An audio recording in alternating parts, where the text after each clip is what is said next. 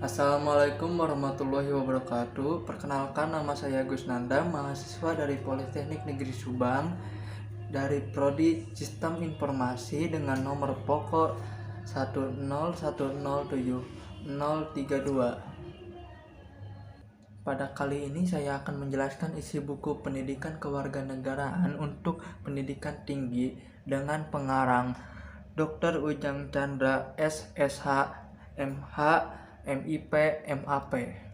Adapun resume dari buku tersebut yang berisi sebagai berikut. Buku ini terdiri dari 7 bab.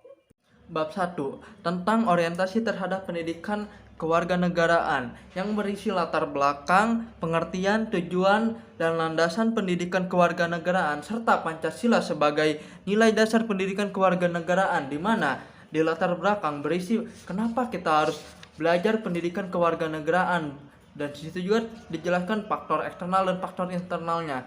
Pada pengertian dan tujuan itu adalah pendidikan kewarganegaraan adalah untuk menunaikan salah satu tujuan Indonesia yang tercantum dalam alinea keempat pembukaan Undang-Undang Dasar 1945, yaitu mencerdaskan kehidupan bangsa serta menciptakan suatu karakter yang baik.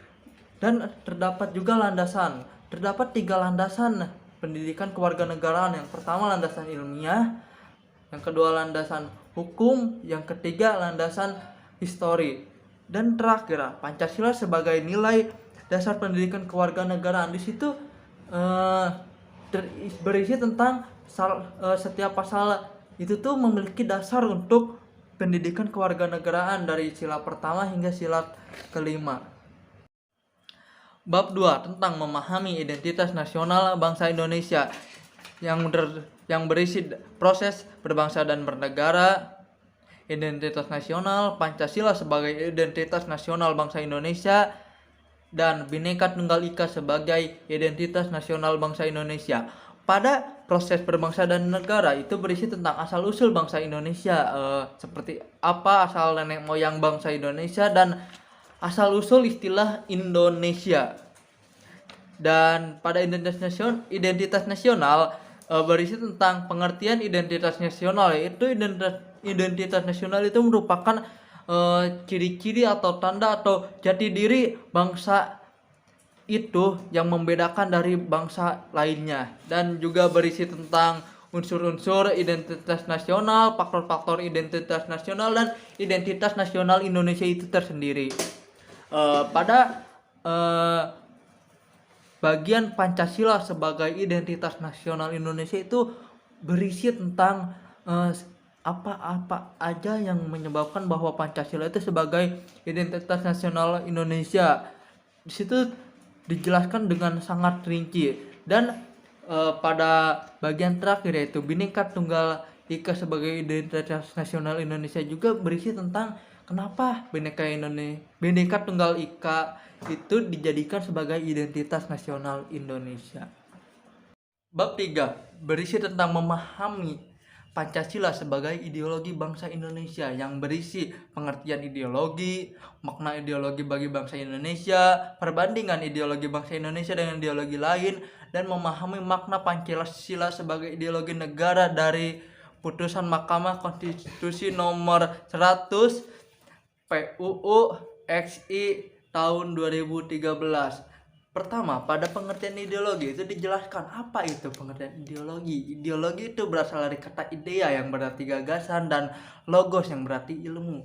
Dan pada bagian makna ideologi bangsa Indonesia itu menjelaskan ideologi apa yang cocok bagi bangsa Indonesia. Dan pada perbandingan ideologi Pancasila dan ideologi lain itu membandingkan, itu berisi tentang karakteristik setiap ideologi. Yang pertama karakteristik ideologi Pancasila, selanjutnya ideologi liberalisme, ideologi konservatif, ideologi sosialisme atau komunisme, ideologi fasisme, dan terakhir memahami makna Pancasila sebagai ideologi bangsa negara dari putusan Mahkamah Konstitusi. Nah, itu berisi tentang isi dari putusan Mahkamah Konstitusi tersebut. Bab 4 tentang memahami negara, konstitusi, dan warga negara berisi tentang memahami negara, memahami konstitusi, dan memahami warga negara. Dalam memahami negara berisi tentang pengertian negara, yaitu diambil dari bahasa Latin kuno yang berasal dari kata statum yang berarti keadaan tetap atau tegak, dan di situ juga berisi tentang hakikat, tujuan, dan fungsi negara. Selanjutnya, dalam memahami konstitusi berisi tentang pengertian konstitusi, yaitu berasal dari kata Yunani. Pertama adalah kata politea dan bahasa Latin constitutio. Dan selanjutnya adalah memahami warga negara. Dalam memahami warga negara, di sini terdapat pengertian warga negara. Warga negara itu merupakan terjemahan dari citizen yang berasal dari bahasa Inggris, yang mempunyai arti warga negara, penduduk dari sebuah kota atau negara tertentu. Bab 5 berisi tentang memahami negara hukum, hak asasi manusia, dan demokrasi. Pada memahami negara hukum, terdapat pengertian dan ciri negara hukum, dan juga terdapat makna Indonesia sebagai negara hukum. Pada bagian hak asasi manusia, terdapat sejarah perkembangannya hak asasi manusia, terus istilah dan pengertian hak asasi manusia, istilah-istilah seperti Declaration of Human Rights, terus ada juga pemahaman hak asasi dan kewajiban asasi dalam Pancasila. Dan terakhir adalah memahami demokrasi Indonesia. Berisi tentang perkembangan demokrasi di Indonesia dan pengertian demokrasi Pancasila. Prinsip-prinsip demokrasi Pancasila dan juga kolerasi demokrasi dengan negara hukum. Bab 6. Memahami wawasan Nusantara sebagai wawasan nasional Indonesia. Bab ini berisi tentang pengertian wawasan Nusantara, landasan, hakikat, dan asas-asas wawasan Nusantara, kedudukan, fungsi, dan tujuan wawasan Nusantara, faktor-faktor yang mempengaruhi wawasan Nusantara, unsur-unsur dasar wawasan Nusantara, dan penerapan dan implementasi wawasan Nusantara. Bab ini berisi tentang hal-hal yang mencangkut wawasan Nusantara, namun ini memiliki inti, yaitu wawasan nasional bangsa Indonesia adalah wawasan Nusantara yang merupakan pedoman bagi proses membangun nasional menuju tujuan nasional.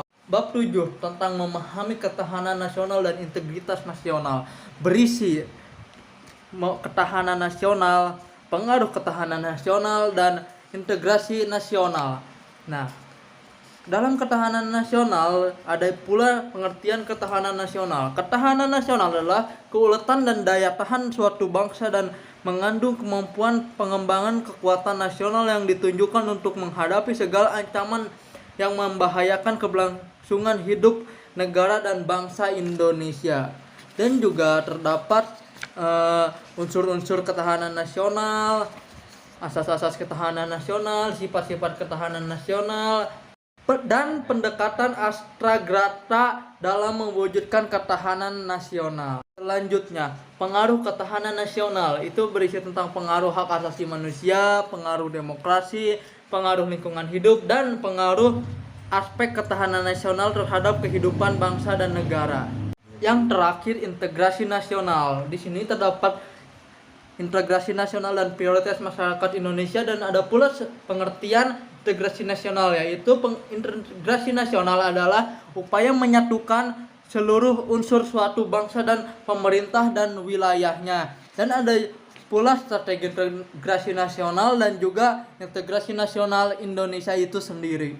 Dari uraian bab-bab di atas, isi buku pendidikan kewarganegaraan untuk pendidikan tinggi ini tersebut adalah mengajarkan apa aja yang kenapa kita harus mempelajari kewarganegaraan dan apa saja isi-isinya, yaitu meliputi seperti ideologi negara, integrasi, ideologi, dan identitas nasional, serta wawasan Nusantara. Demikian resume buku ini saya buat untuk mata kuliah pendidikan Pancasila. Wassalamualaikum warahmatullahi wabarakatuh.